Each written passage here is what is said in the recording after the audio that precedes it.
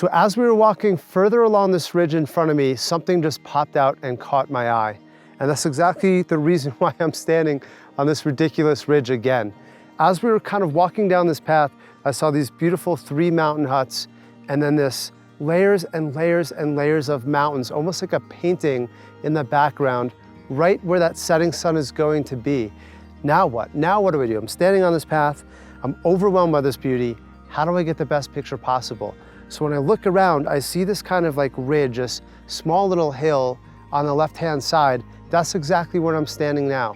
Now, it might be a little bit difficult when you first start to think about this, to see what would it look like if I was standing here? What would it look like if I used this lens? What would it look like if I got down low and came across this tree and looked back out that way?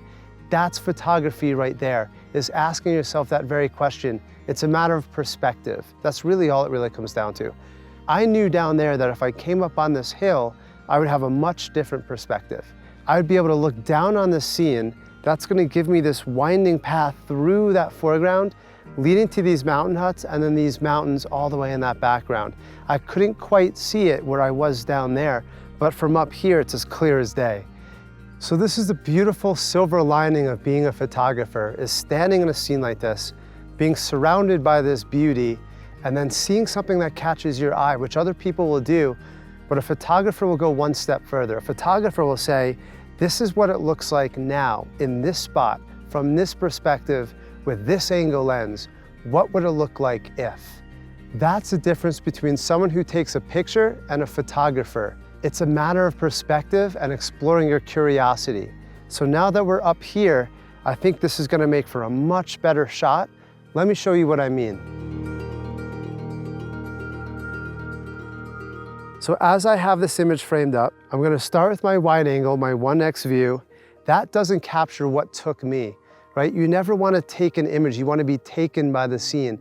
That's what happened to me when I look at these mountains, when I looked at these mountain huts. It didn't quite capture my eye here though. Something's missing. Now, like I mentioned earlier, I'm responsible for everything in that frame. I wanna fill my frame with everything that caught my eye. That's why we're up here, and that's what I wanna do. So how can I best do that? I'm gonna switch over to my 2x view, and you'll notice right away, everything kind of pops into line perfectly. These mountain huts now are much larger in that frame, and we're also sort of compressing them against these beautiful, almost like painting-like mountains. Now, what do I mean by that? Well, the mountains are very far in the distance, and the mountain huts are not as far, but they're both in my relative background. When I go to my 2x, my telephoto view, what that's gonna do is kind of compress them against each other, bring not just those mountain huts a little bit larger, but also those background mountains larger. Both of those are important to me in this picture, so by switching to my 2x view, I'm more filling my frame with the elements that caught my eye in the first place.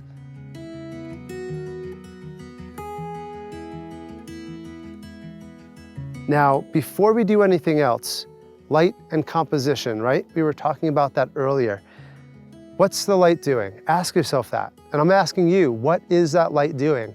Now, before I tell you, you may be able to find some clues in this picture. Can you see them? Look at those mountain huts. What's going on in front of those mountain huts? You see the shadows coming this way. They're not going this way. They're not going across the frame. They're coming towards us. What that means is that that sun is behind it, and it's creating these shadows in front of us. Now, as the sun's gonna continue its path through that sky, we're gonna get more and more and more colors in those painterly mountains, but those shadows might fall into what we call silhouette. They might get so dark because we're gonna be looking into that sun. We're starting to almost do that now as that sun is starting to creep into our frame. Now, sometimes we might not like that. In this composition, I don't mind that. I'm looking at these mountain huts more as elements in that frame, just as composition elements themselves. I don't need all that detail. I'm fine with those going black. It's just the overall image, the overall mood of this picture is what we're looking for. Now, the other thing that you might have noticed is this road, that same road that I was walking along earlier. This is a critical element in this scene. Look at the bottom third of this picture. It would just be boring as hell. There would be nothing there.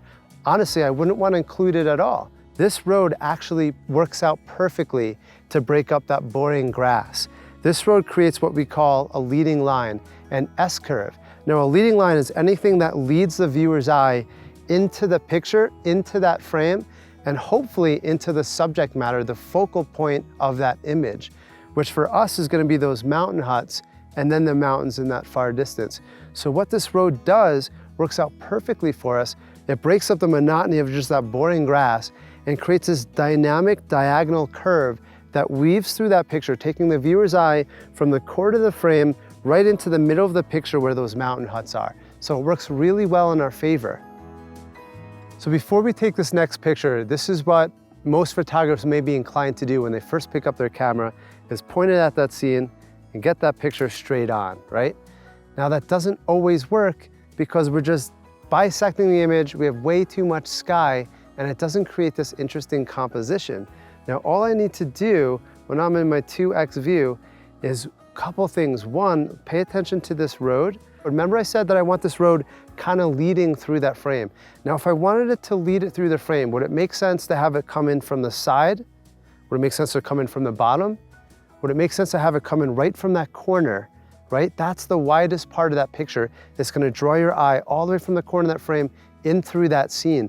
So what I wanna do is when I'm pointing my camera towards that scene, I wanna tilt just a little bit to get that road coming in right from that corner of that frame. And at the same time, I'm gonna try and get these three huts to be slightly off center too.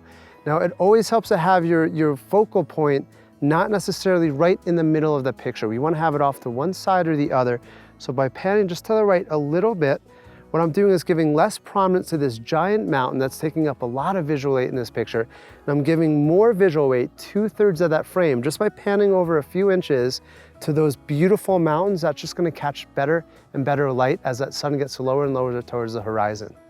So I'm gonna pan to that right to get more, about 2/3. I'm gonna pan down just a touch to get that road coming in out of the corner of the frame. And I'm gonna take that picture. So that's it. That's a shot. It really is that simple. I know it sounds a little complicated because I was walking you through it, but these are common things that we're going to talk about more and more as we go through this course. These are basic compositional elements that you want to pay careful attention to. And if you do, just those small little details are all going to add up to create a much better image in the end.